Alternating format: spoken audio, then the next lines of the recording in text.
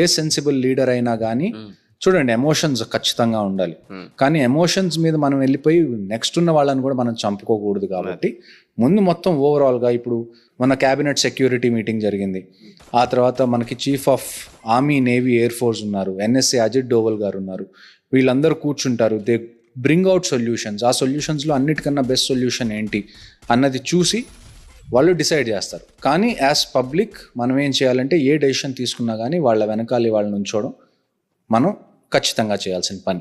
ఈ టైంలో మనకి డిఫరెన్సెస్ ఉండకూడదు. కరెక్ట్.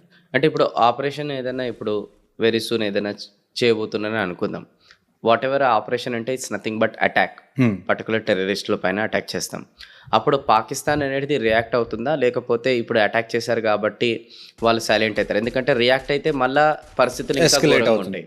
ఓకే, అది మళ్ళీ వారికి కూడా దారి తీస్తుంది. ఇక వారికి దారి తీసినా కూడా